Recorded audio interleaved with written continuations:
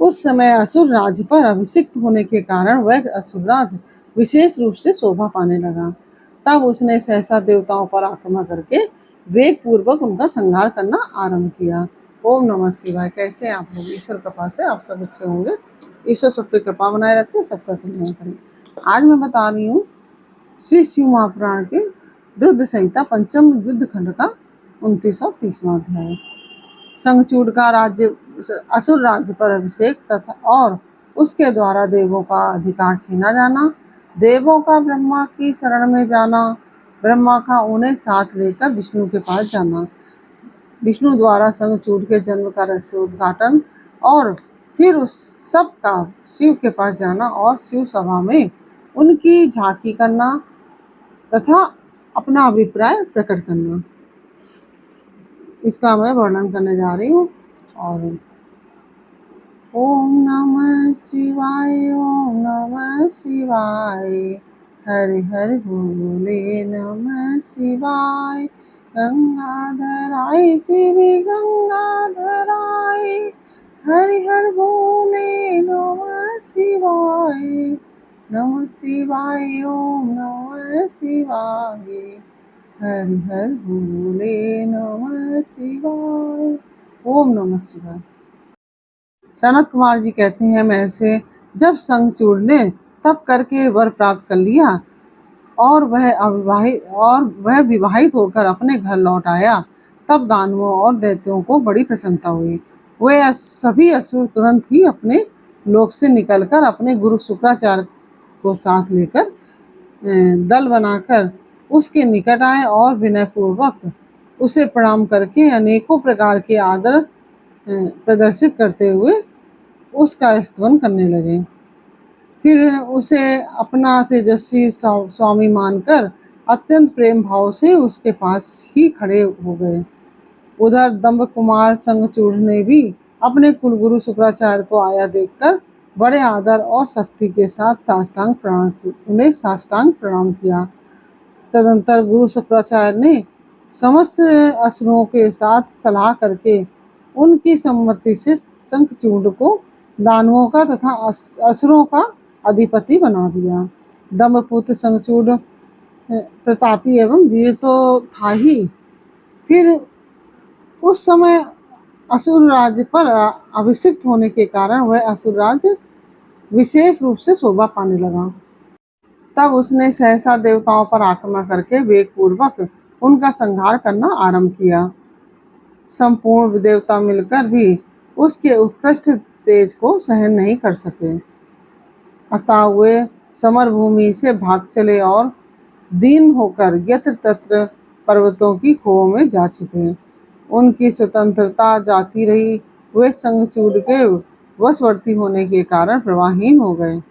इधर सूरवीर प्रतापी दंभ कुमार दानव राज संघचूड ने भी संपूर्ण लोगों को जीतकर देवताओं का सारा अधिकार छीन लिया। वह त्रिलोकी को अपने अधीन करके संपूर्ण लोकों पर शासन करने लगा और स्वयं इंद्र बनकर सारे यज्ञ भागों को भी हड़पने लगा तथा अपनी शक्ति से कुबेर, सोम, सूर्य, अग्नि, यम और वायु आदि के अधिकारों का भी पालन करने लगा। उस समय महान बल पराक्रम से संपन्न महावीर संघचूड समस्त देवताओं, असुरों, दानवों, राक्षसों, गंधर्वों, नागों, किन्नरों, मनुष्यों तथा त्रिलोकी के अन्य अन्य प्राणियों का एक छत्र सम्राट था। इस प्रकार महान राजराजेश्वर संघचूड बहुत वर्षों तक संपूर्ण भुवनों के राज्य का उपभोग करता रहा। उसके राज्य में न अकाल पड़ता था, न महामारी और न अशुभ ग्रहों का ही प्रकोप होता था। आदि व्याधियां भी अपना प्रभाव नहीं डाल पाती थी। यूं सारी प्रजा सदा सुखी रहती थी। पृथ्वी बिना जोते ही अनेक प्रकार के अन्य धान उत्पन्न करती थी। नाना प्रकार की औषधियां उत्तम फलों और रसों से युक्त थी। उत्तम मणियों की खदानें थी। समुद्र अपने तटों पर निरंतर ढेर के ढेर रत्न बिखेरते रहते थे। वृक्षों में सदा फल लगे रहते थे। सरिताओं में सुस्वादु नीर बहता ही रहता था।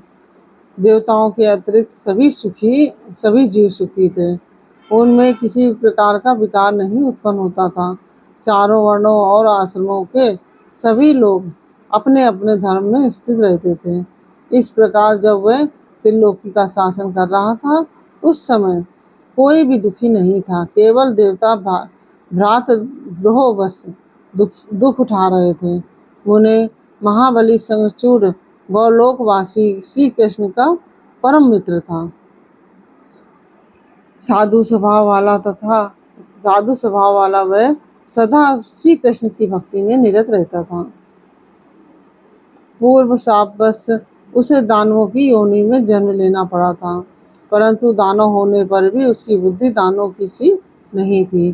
प्रिय व्यास जी तदंतर जो पराजित होकर राज्य से हाथ धो बैठे थे, वे सभी सुरागण तथा ऋषि परस्पर मंत्रणा करके ब्रह्मा जी की सभा को चले। वहां पहुंचकर उन्होंने ब्रह्मा जी का दर्शन किया और उनके चरणों का अभिवादन करके विशेष रूप से उनकी स्तुति की। फिर आकुलता पूर्वक अपना सारा वृतांत उन्हें कह सुनाया। तब ब्रह्मा उन सभी देवताओं तथा मुनियों को ढांढस बंधाकर उन्हें साथ ले सत्पुरुषों को सुख प्रदान करने वाले वैकुंठ लोक को चल पड़े। वहां पहुंचकर देवगणों सहित ब्रह्मा ने रमापति का दर्शन किया। उनके मस्तक पर किरीट सुशोभित था, कानों में कुंडल झिलमिला रहे थे और कंठ वनमाला से विभूषित था। वे चतुर्भुज देव अपनी चारों भुजाओं में शंख चक्र गदा और पद्म धारण किए हुए थे। शिव विग्रह पर पीताम्बर शोभा पा रहा था और सनंदन आदि सिद्ध उनकी सेवा में नियुक्त थे। ऐसे सर्वव्यापी विष्णु की झांकी करके ब्रह्मा आदि देवताओं तथा मुनीश्वरों ने उन्हें प्रणाम किया और फिर भक्तिपूर्वक हाथ जोड़कर वे उनकी स्तुति करने लगे।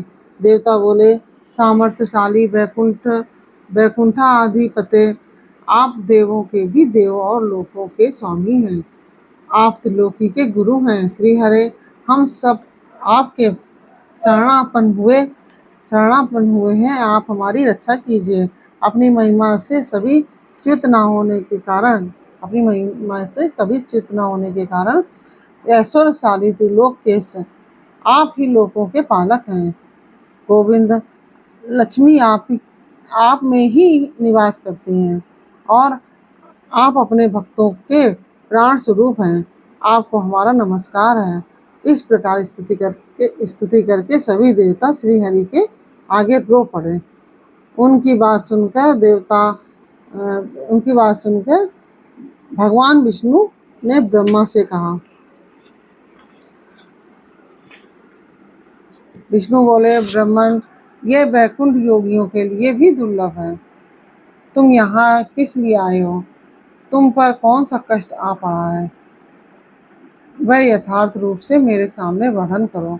सनत कुमार जी कहते हैं, मुने, श्री हरि का वचन सुनकर ब्रह्मा जी विनम्र भाव से सिर झुकाकर उन्हें बारंबार प्रणाम किया और अंजलि बांधकर परमात्मा विष्णु के समक्ष स्थित हो देवताओं के कष्ट से भरी हुई शंखचूड़ की सारी करतूत कह सुनाई। तब समस्त प्राणियों के भावों के ज्ञाता भगवान श्री हरि उस बात को सुनकर हंस पड़े और ब्रह्मा से उस रहस्य का उद्घाटन करते हुए बोले। श्री भगवान ने कहा कि कमल योनि में शंखचूड़ का सारा वृतांत जानता हूँ। पूर्व जन्म में वह महातेजस्वी गोप था। वह मेरा भक्त था। मैं उसके वृतांत का संबंध रखने वाले इस पुरातन इतिहास का वर्णन करता हूँ। सुनो, इसमें किसी प्रकार का संदेह नहीं करना चाहिए। भगवान शंकर सबका कल्याण करेंगे। भगवान शंकर सब कल्याण करेंगे। गोलोक में मेरे ही रूप श्री कृष्ण रहते हैं। उनकी स्त्री श्री राधा नाम से विख्यात है।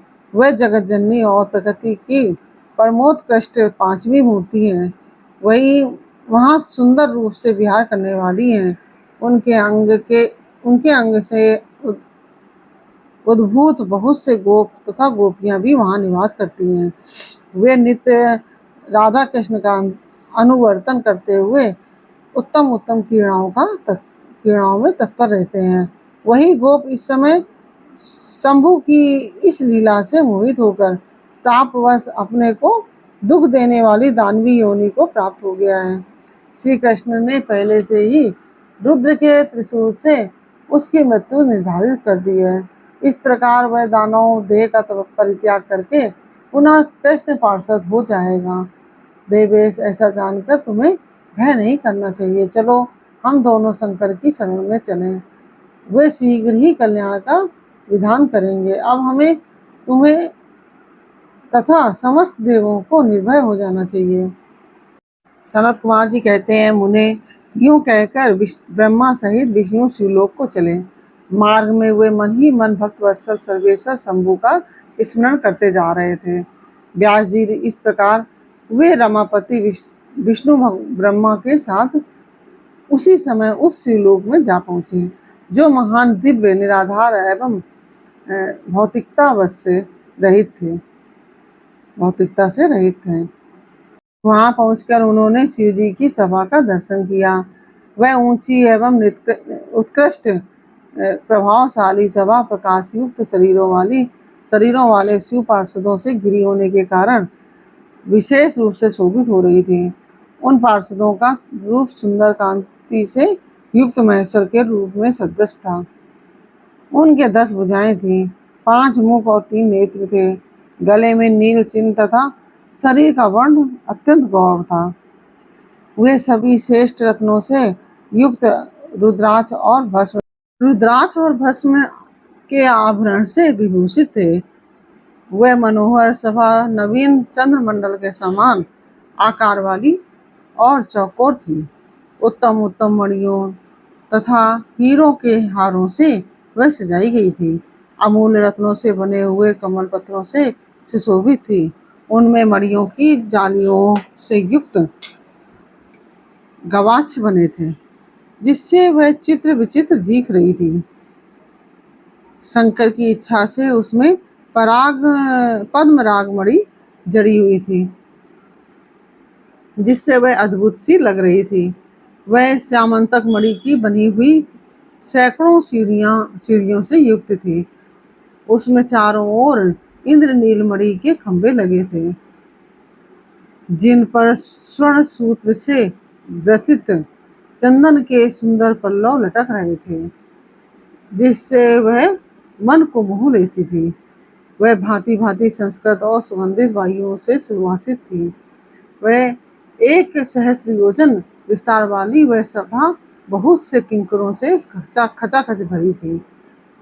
उसके मध्य भाग में अमूल्य रत्नों द्वारा निर्मित एक विचित्र सिंहासन था। उसी पर उमा सहित शंकर विराजमान थे। वह योगेश्वर विष्णु उन्हें सुरेश्वर विष्णु ने देखा। वे तारकाओं से घिरे हुए चंद्रमा के समान लग रहे थे। वे किरीट, कुंडल और रत्नों की मालाओं से विभूषित थे। उनके सारे अंग में भस्म रमाई हुई थी। वे लीला कमल धारण किए हुए थे। महान उल्लास से भरे हुए उमाकांत का मन शांत तथा प्रसन्न था। देवी पार्वती ने उन्हें सुवासित तांबूल प्रदान किया था, जिसे वे चबा रहे थे। शिवगण हाथ में श्वेत चवर लेकर परम भक्ति के साथ उनकी सेवा कर रहे थे और सिद्ध भक्तिवश सिर झुकाकर उनके स्तवन में लगे थे।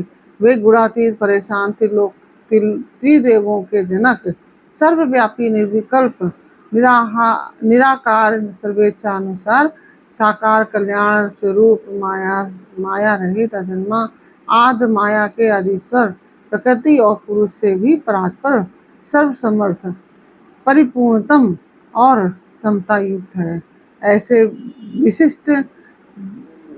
विशिष्ट गुणों से युक्त शिव को देखकर ब्रह्मा और विष्णु ने हाथ जोड़कर उन्हें प्रणाम किया और फिर वे स्तुति करने लगे।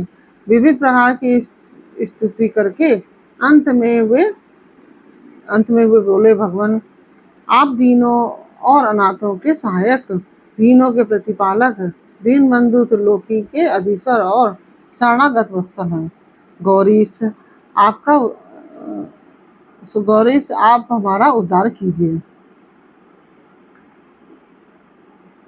परमेश्वर हम पर कृपा कीजिए।